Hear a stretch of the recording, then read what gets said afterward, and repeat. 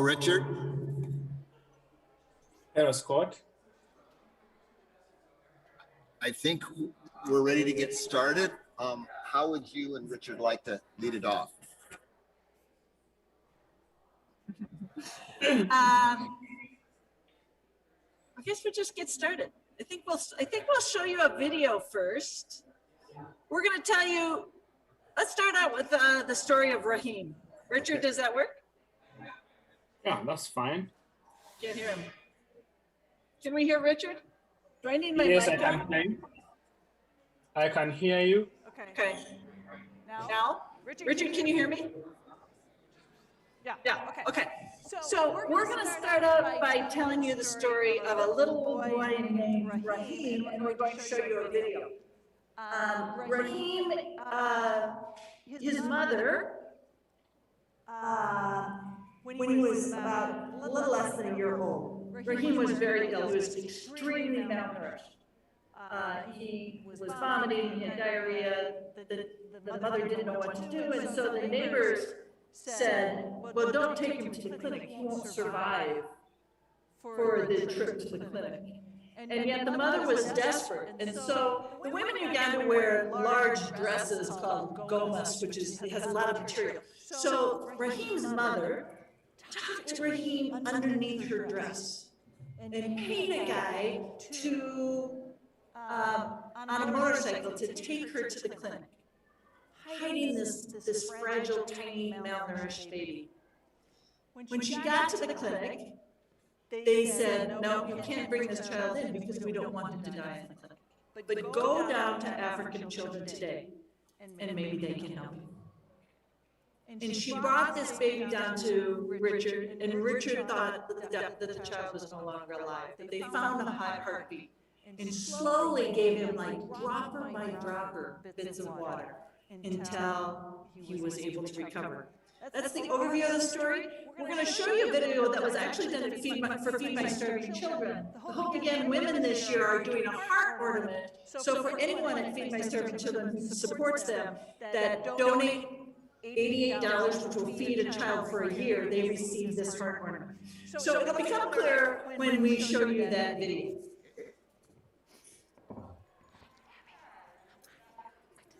Give me a second here.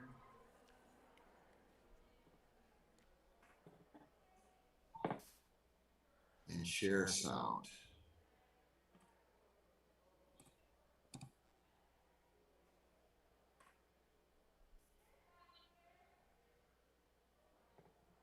Second here.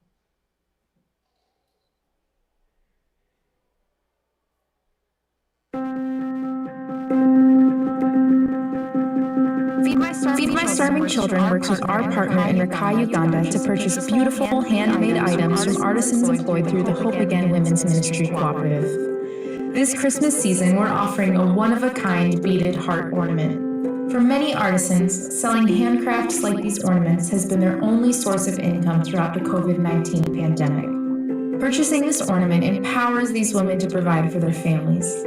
With this income, they can now feed their kids, send them to school, and invest in a future full of hope. Not only does purchasing this ornament support these artisans, but this partnership also provides Manipack meals to children in need. Children like Rahim.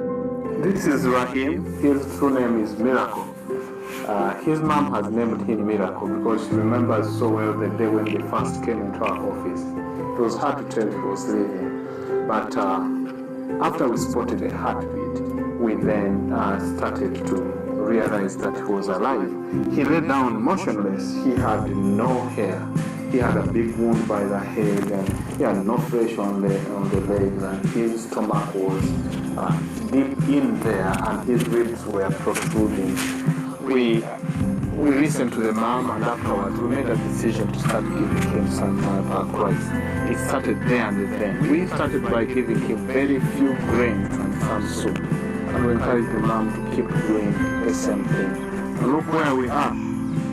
20 months down the road, a person that weighed 9 pounds at 10 months now weighs 24 pounds.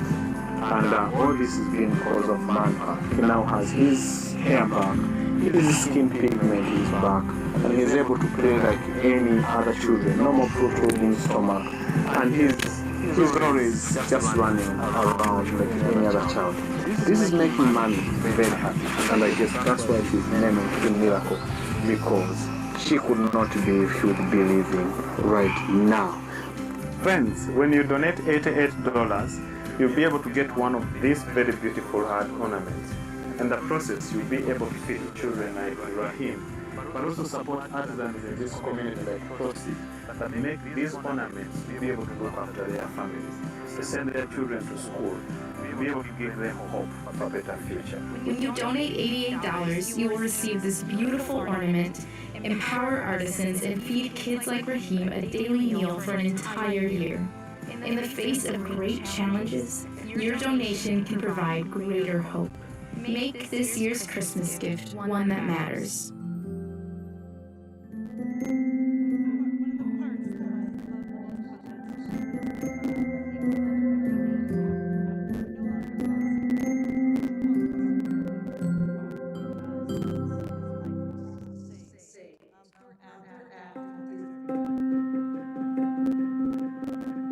Feed my starving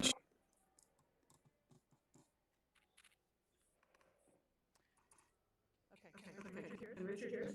Yep. So Richard, can you tell us the story of Divine? I gotta stop screen sharing. Okay, so it shows that I have to sign back in again.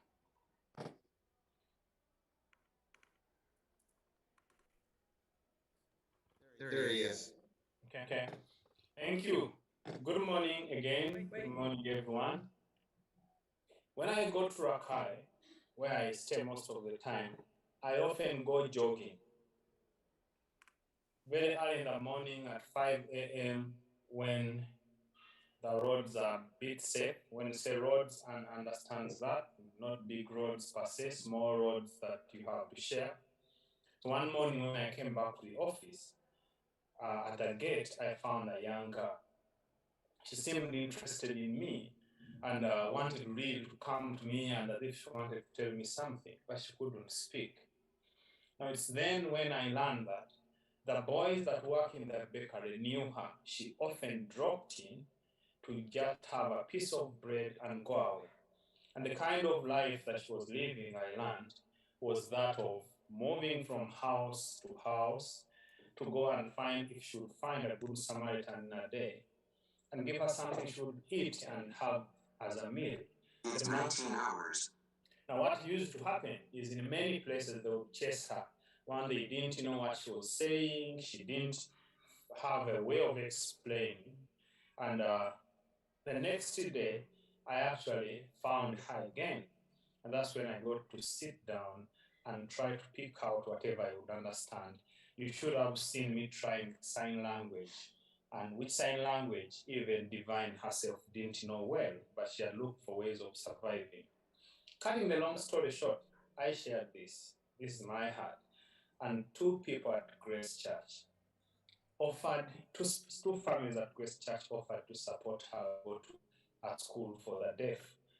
And I just want to share a screen and show you how far Divine is. And the challenge probably for all of you is to interpret what Divine is saying in this video. Thank you.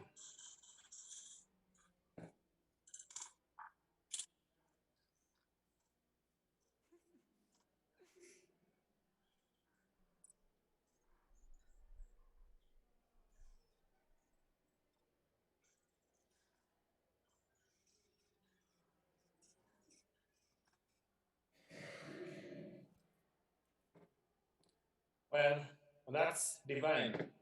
For you now, she goes to a school for the deaf. She's learned a few skills. And one thing I noticed when I met her is she's smiling. And she's very good. So there's actually another part of the story that's even more connected to Grace. And that is, when we first found Divine, who was basically living in the streets and begging for food. She was in very, very bad shape.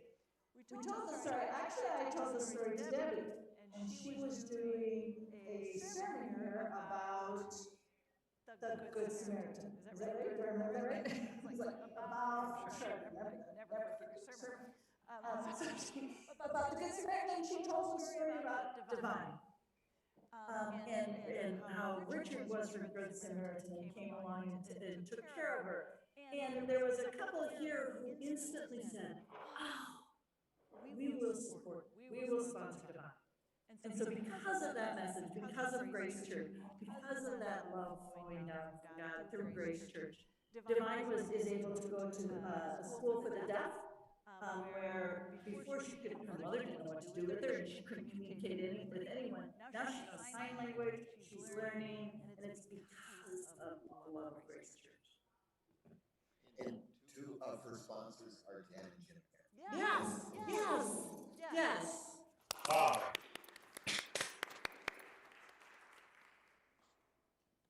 Love Divine.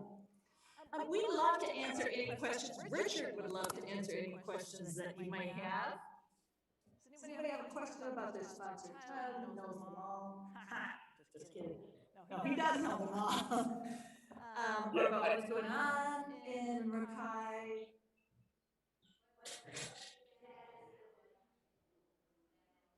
Oh, that's a great question. Richard, what is the status of Divine School in COVID? Do you know, is that school open? Do the children all board there? At the start, the first lockdown, Divine School was also locked down, so she stayed home with her mom.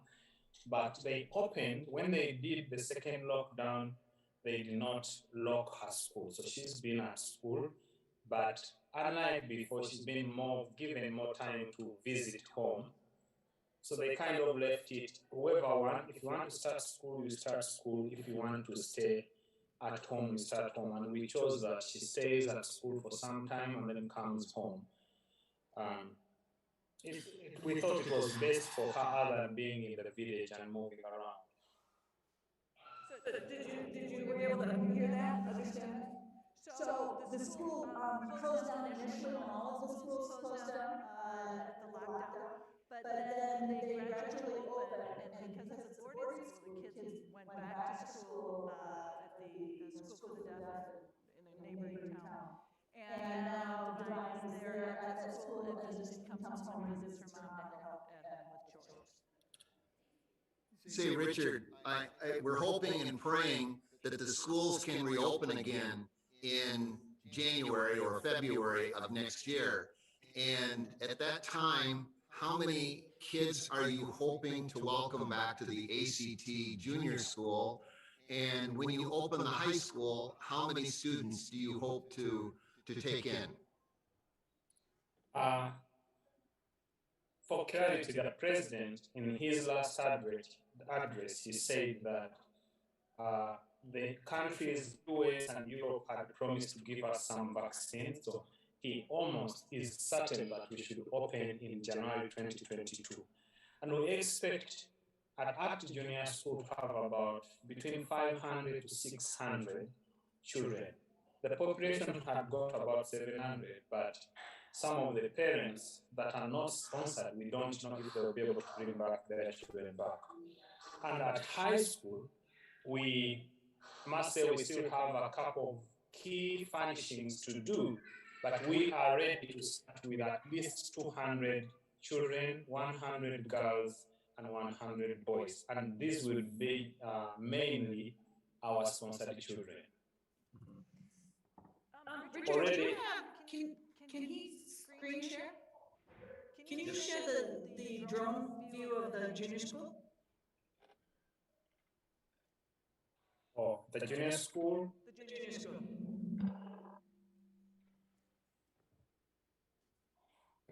Just a second. A second. But meanwhile, as we do the junior school video, what about this that I thought I needed to share? I am very excited about it.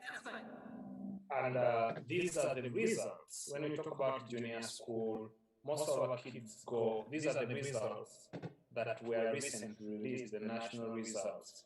I'm going to share these as you probably and help me talk about the quality that of kids that we have out of ACT Junior School. Okay, I'll explain that, Richard, if you want to put up those results. So all the children in Rakai in Uganda have two national tests. They take one after 7th grade, they take one after 11th grade. And at the 7th graders, when they take that test, if they don't pass, they're done with school. There's no more opportunity to attend school. So on a scale of 1 to 10, about half the kids in Uganda and as a nation fail. Our kids, you can't really see this, but our kids at the ACT junior school, all of our kids that took the exam, not only passed the exam, but if you look over here on the farthest right column, everyone has a 1 or a 2. That means they either got an A+ or an A. Every single one of our kids.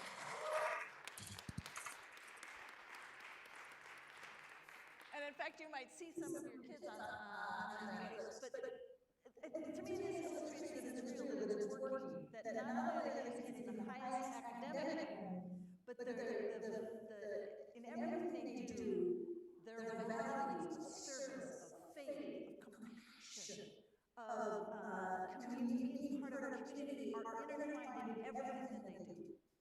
So I mean, okay, I'm a little biased, but these people are going to be the leaders of Uganda tomorrow. Thank you. And I think Richard will show us, we have a picture, a drone picture. Actually, a National Geographic crew came to, I mean, God does amazing, yes.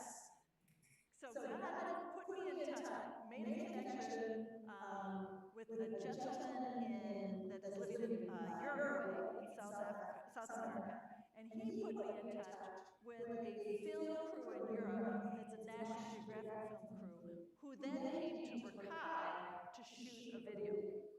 And by the way, they had a drone, so they were able to take some drone pictures for the school of the ACT Junior School, which is awesome because the school has now become so big that you can't really take a regular photo of it. So we'll see if Richard can show you. I have it on my computer too. Do you have it, Richard, or Scott has it on his? Yeah, Scott can show his because he had told me he has one, so I didn't put mine here. Can you show it? In the meantime, we can, any other questions?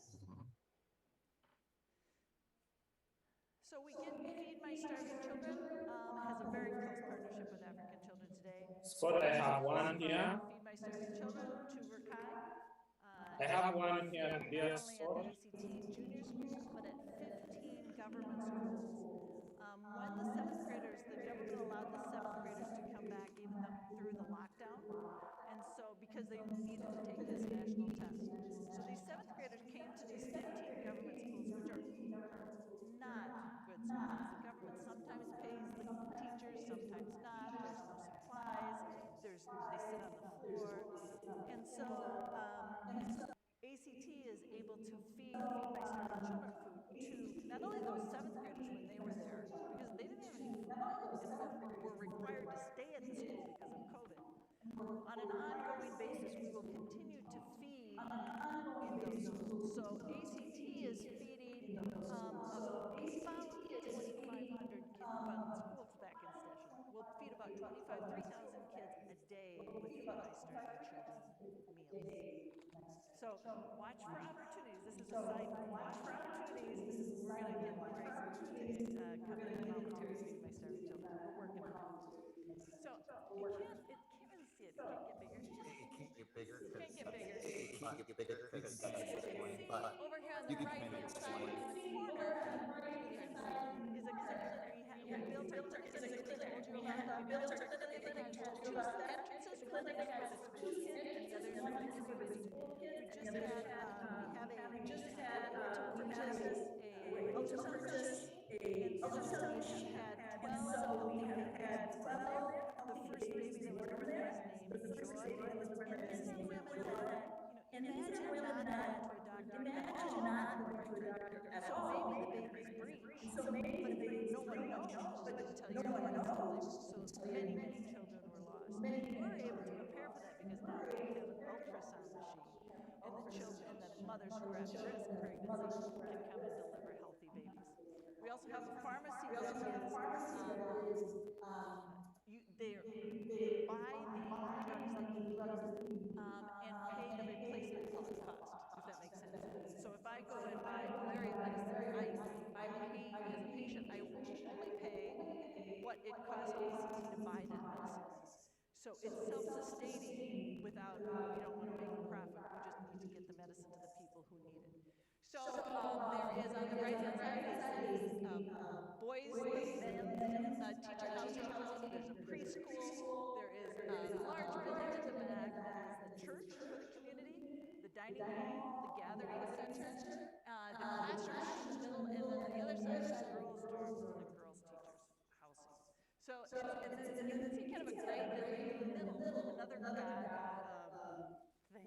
is that someone approached me about whether we were interested in solar power, and worked with an company in Hong Kong who funded it, and it was initially installed by a company in Australia that didn't know so well. Then I ran into someone in Pine River, Minnesota, and they ended up going and installing it in Rakai. Those connections are only God connections, right? So we have solar power there because the national grid is very chancy. We have solar power there, and secondary high school is right next door, and that solar power will also power the high school. I will make sure that we get a larger picture on that increase. Scott, let me show what I have here. Looks like so already. Yeah. Yes.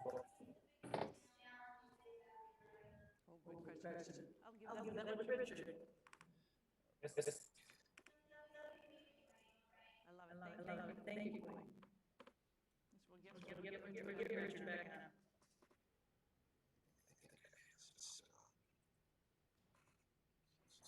Can Richard hear us now? No. Yes, I can hear you. Okay. Richard. Yes. There was a question. What is your biggest challenge right now? And what can we be praying? What can the Grace community be praying for you? What's your biggest challenge? Two biggest challenges. One is while we are excited about the high school opening, we want it to open well, and we still have key furnitures to do, so that we have more kids coming again. I said that we expect 200, but already we have from Grace 67 children that are going to be joining the school. So even 200 is the lowest end of the number that we have. But all is going to depend on how much furnishing we're able to do in terms of chairs, in terms of beds, in terms of mattresses.